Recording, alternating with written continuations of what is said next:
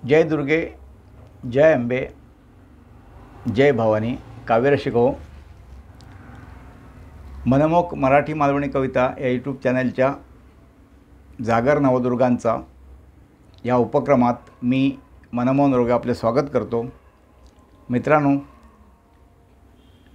गेले 7 दिवस, आजचा 8वा दिवस आहे, आपण रोज एकेका दुर्गेवरील कविता ऐकतोय, तिची महती आपण श्रवण करतोय.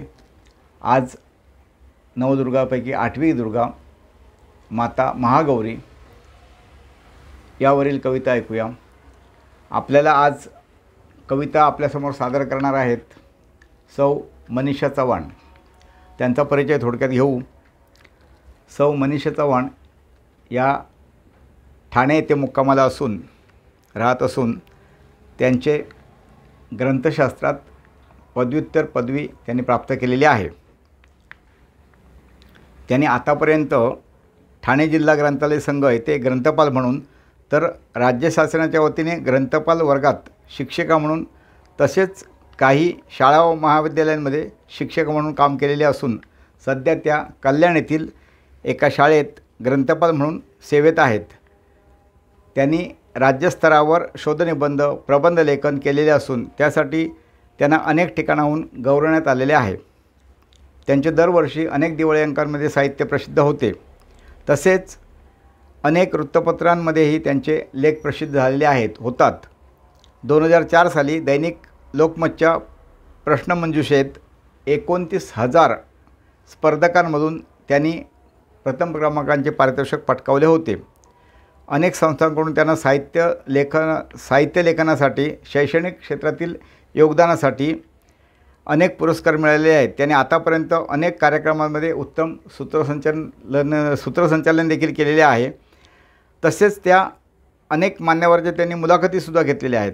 त्याचप्रमाणे काही विषयावर त्यांनी व्याख्याने दिलेली असून स्पर्धा परीक्षांमध्ये त्यांनी परीक्षक म्हणून काम पाहिलेले आहे. अशा बहुआयामी सौ मनीषा चव्हाण यांच्याकडून माता महागौरी ही आपण आज कविता ऐकणार आहोत. त्यापूर्वी माता महागौरीविषयी थोडीशी माहिती ऐकूया आणि मग आपण कवितेकडे वळूया. घनघोर तपामुळे मातेचे शरीर काळवून गेले होते. तिच्या तपाने प्रसन्न होऊन भगवान शंकर प्रकट झाले आणि त्यांनी गंगाजल मातेच्या अंगावर शिंपडले. तेव्हा गंगाजलच्या सिंचनाने काळवळलेले शरीर गौर रंगाचे झाले आणि कांती तेजोमय झाली, अशी कथा आहे. या मातेला वस्त्र, दागिने श्वेतरंगाचेच आवडतात. तिला श्वेतांबरधारा असेही म्हटले जाते. ती ऋषभावर स्वार असल्याने तिला ऋषरुधा असेही म्हणतात. 4 भुजांपैकी उजव्या एका हातात त्रिशूळ धारण केलेला आहे, तर दुसऱ्या हाताने भक्तांना ती आशीर्वाद देत आहे. वाम हातात डमरू आणि मुद्रा धारण केलेली आहे. हिच्या पूजनाने अलौकिक सिद्धी प्राप्त होते, पुण्य लाभते. दुर्गापूजनात माता महागौरीचा पूजेचा मान 8व्या दिवशी आहे. याच दिवशी कन्यापूजाही करण्याची प्रथा आहे. तर आता आपण कविता ऐकूया. कविता ऐकल्यानंतर कविता आवडली तर कवितेला लाईक करा, कमेंट करा, आपल्या मित्रपरिवाराला कविता शेअर करा. आणि या उपक्रमातील इतर कविता, तसेच 2 आपले संतवंदना, संतदर्शन उपक्रम झालेले होते. 7 संत निवडून त्या संतांची महती सांगणाऱ्या आपण कविता प्रसिद्ध केलेल्या आहेत, सादर केलेल्या आहेत, त्या ऐका. तसेच या चॅनलवर आतापर्यंत जवळपास 300 कविता आहेत, त्याही ऐका सवड मिळेल तेव्हा. आणि तुमच्या काही सूचना असतील किंवा तुम्हाला असा आणखी कोणता उपक्रम हवा असेल तर तेही सांगा. आणि चॅनल सबस्क्राईब केलेलं नसेल तर सबस्क्राईब करा. आणि आता आपण कविता ऐकूया. नमस्कार मंडळी, मी मनीषा चव्हाण. सर्वप्रथम आपल्या सगळ्यांना नवरात्रीच्या निमित्ताने खूप खूप शुभेच्छा. मंडळी, आज आपण नवरात्रीच्या उत्सवानिमित्ताने जागर नवदुर्गांचा या उपक्रमात नवदुर्गांपैकी 8वी जी दुर्गा आहे माता महागौरी, श्री मनमोहन रोगे यांची अष्टाक्षरी आपण ऐकूया आता. माता महागौरी. पापे संचित जळती हिच्या पूजनाने सारी, अलौकिक सिद्धी होते प्राप्त भक्तांना न्यारी.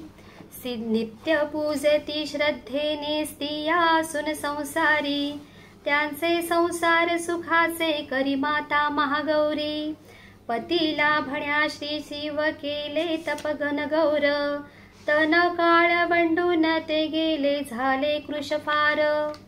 केले शिवाने सिंचन गंगा जल अंगावर, बदलले आर पार तिचे रंग रूप पार. कृश शरीर तेजस्वी बहु झाले अति गौर, झाले महागौरी नाव बहुश्रुत तेव्हा फार. वस्त्र दागिने श्वेत जे सारे बहु आवडती, श्वेतांबर धारा असे नाव तुझ्या भक्त घेती. स्वारती वृषभावरी वृषरूथा झाले नाव, तेजमुखी मनोहारी मुखावरी शांत भाव. आशीर्वाद एक कर दुजा त्रिशूळ धरला, वाम हाती शोभे मुद्रा दुजा डमरू धरला. अष्टमीच्या पूजनाने भक्ता मिळे पुण्य दुजा, याच दिनी करतात देवी रूप कन्या पूजा. दिन 8वा मातेचा नवरात्री उत्सवात, घेता दर्शन भाविक जाई वर्ष आनंदात. घेता दर्शन भाविक जाई वर्ष आनंदात. धन्यवाद.